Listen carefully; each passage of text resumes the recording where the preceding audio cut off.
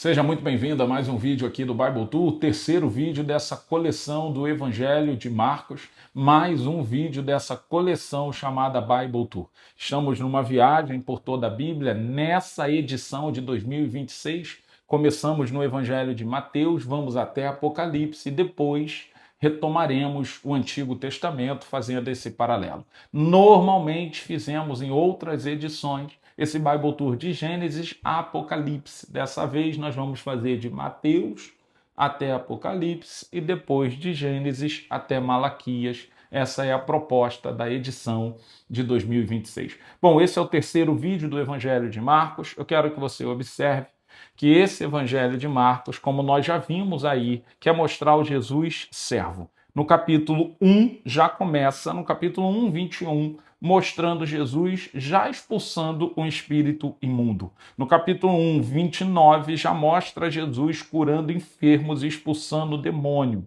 No capítulo 1, 40, já mostra Jesus curando um leproso. Capítulo 2, Jesus curando um paralítico, ou seja, o Jesus que trabalhou. É isso que Marcos está mostrando. Um Jesus que andou muito, um Jesus que trabalhou muito, um Jesus que fez muito milagre, que libertou muitos cativos, um Jesus que confrontou os fariseus, um Jesus que veio servir. O Evangelho de Marcos deixa claro que o ápice do serviço dele é a morte. Então você vai ver o capítulo 15 de Marcos falando de Jesus diante do Pilatos, os soldados zombando de Jesus, a crucificação, a última semana. E o capítulo 16, o fim do Evangelho de Marcos, falando da ressurreição, deixando claro que esse era o maior serviço que Jesus podia dar. Eu queria que a gente olhasse alguns pontos aqui que me parecem muito importantes. Então, o capítulo 13 de Marcos, verso 2, você vai ver que Jesus está saindo do templo. Vamos lá, capítulo 13, verso 1. Quando ele estava saindo do templo, um dos seus discípulos lhe disse: "Olha, mestre, que pedras, que edifícios. Você vê estas construções grandiosas?" Perguntou Jesus. "Não ficará aqui pedra sobre pedra que não seja derrubada." Eu quero que você entenda aqui. O que está acontecendo? O discípulo dele está olhando para o templo de Jerusalém. Está olhando para aquela construção e está falando: "Jesus, olha como que são bonitas as pedras. Olha como são bonitos os prédios." E Jesus está falando: "Olha, não vai ficar pedra sobre pedra." Jesus está dizendo que vai destruir o templo de Jerusalém. Jesus está dizendo que ele é o novo templo. Só que os apóstolos não estão percebendo isso porque estão encantados com aquilo que é bonito para os homens. Eu quero trazer esse texto porque o Marcos capítulo 13 vai mostrar isso. Se eu voltar no Marcos capítulo 11, eu vou ver Jesus entrando no templo e destruindo todas as bancas, Jesus purificando o templo, Jesus dizendo que prostituíram a casa de Deus. Marcos capítulo 11, a partir do verso 12. Os apóstolos assistiram aquilo lá. Aqui no capítulo 13, eles estão encantados com a fachada. Me parece que os apóstolos estão olhando para fora e estão dizendo que aquilo é lindo e esqueceram, 2 capítulos depois, que Jesus chegou naquele lugar e disse que aquilo estava prostituído, que transformaram a casa do pai dele em um comércio. Observa que o Evangelho de Marcos está mostrando um Jesus que serve. E é muito importante que a gente entenda isso. Por quê? Porque na mentalidade humana, e Marcos vai deixar isso claro, o que é poderoso é aquele que está na mesa. E Jesus no Marcos vai dizer: não, poderoso, grande é quem serve. Para vocês, grande é quem tem um título, um cargo. No meu modelo, grande não é quem tem título, não é quem tem cargo. Observa que nós somos, é por isso que eu quero fazer esse paralelo, capítulo 11 de Marcos, capítulo 13. Apóstolos que viram Jesus criticar o templo agora estão elogiando as paredes do templo e Jesus está dizendo: eu vou destruir. Eduardo, que loucura! Babilônia destruiu o templo no Antigo Testamento. É muito importante a gente entender aqui. Vamos lá. O primeiro templo que nós vamos ter na literatura bíblica é o tabernáculo. Depois, Davi fala para Deus: eu queria construir uma casa para o Senhor. E Deus vai falar: não, você não vai construir, mas o seu filho vai fazer. O Salomão nasce e faz o templo de Salomão, o segundo templo da história. A Bíblia vai dizer que esse povo entra para o pecado e para a iniquidade de tal forma que um dia vai ser conquistado por uma nação vizinha chamada Babilônia. A Babilônia derruba o templo que Salomão construiu. A Babilônia rouba todos os utensílios, destrói todas as casas.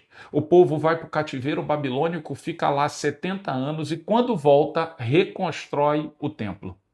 É quando o texto bíblico vai dizer: a glória da última casa será maior do que a primeira. Eles voltam, reconstroem, mas não é bonito como o templo de Salomão.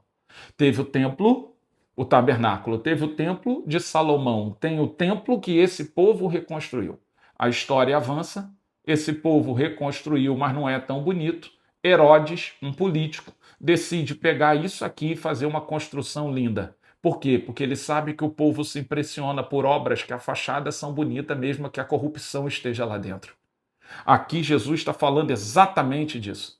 Jesus no capítulo 13, eu gosto, porque o capítulo 13 fala do sinal do fim do tempo, dos sinais do fim dos tempos. Me parece que Jesus aqui, a Bíblia não é coincidência em momento nenhum. A Bíblia está dizendo, enquanto era um tabernáculo, eu andava com o povo, eu estava no meio do povo, eu fazia parte da história do povo. Quando era o templo de Salomão, nações vizinhas vinham ver, porque aquilo manifestava a minha glória. Salomão deixou entrar a prostituição, Salomão deixou entrar a idolatria. Esse povo foi parar na Babilônia, reconstruíram, mas depois deixaram um governante fazer daquilo de novo um comércio. Jesus está aqui mostrando para mim, para você, nesse texto, que um dos sinais dos fins do tempo é quando o servo se encanta com as coisas do mundo e perde o discernimento da vontade do Pai. É isso que eu estou vendo. Eu quero que a gente entenda esse último vídeo aqui do Evangelho de Marcos. É muito importante a gente entender. Se eu não entender, quando eu leio Mateus, que Jesus é o Messias e que tem gente que até hoje não reconheceu, eu continuo comemorando festas que não precisam ser comemorado, eu continuo respeitando datas que não precisam ser respeitadas. O judeu continuar fazendo esse tipo de tradição faz sentido. Por quê? Porque para ele Jesus ainda não veio. Para a gente, Mateus deixa claro, ele é o Messias que veio, que cumpriu.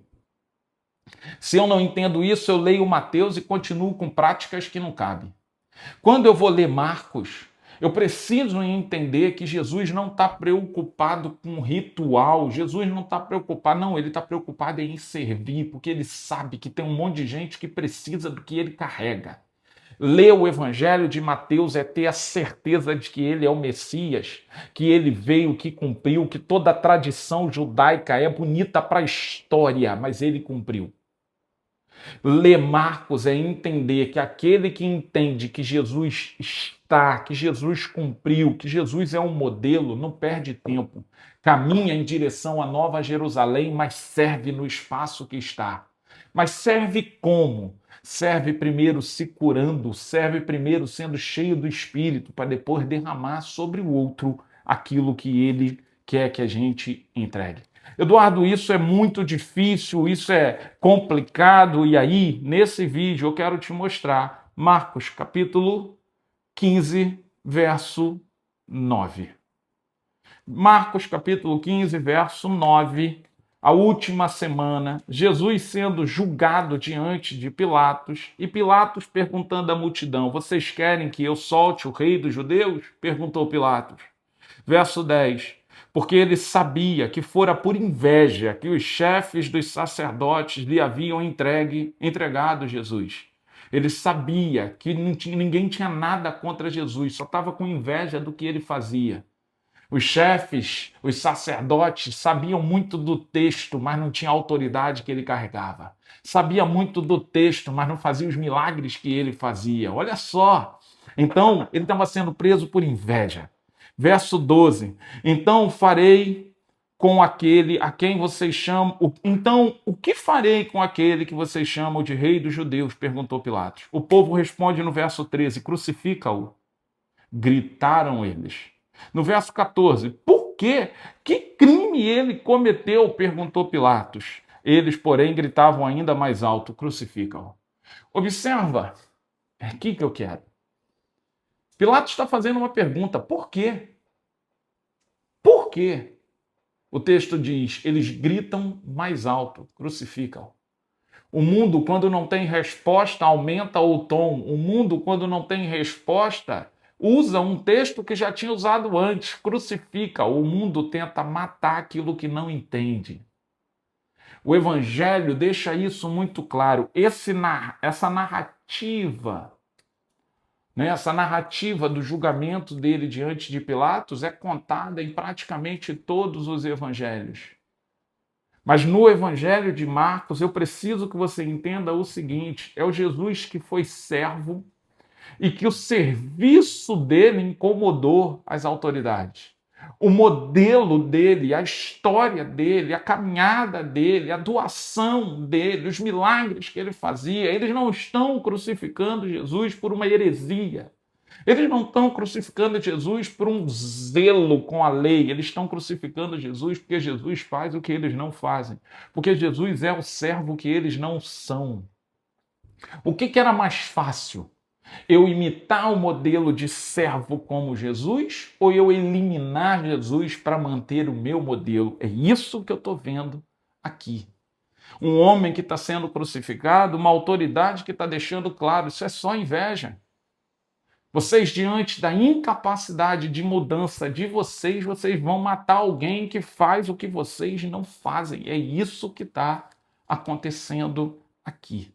Então, o Evangelho de Marcos é esse evangelho, curtinho, com boa parte das suas histórias já narradas por Mateus, mas com uma pegada ou com uma proposta de mostrar que nesse caminho para Nova Jerusalém, nós temos um modelo de servo que é Jesus.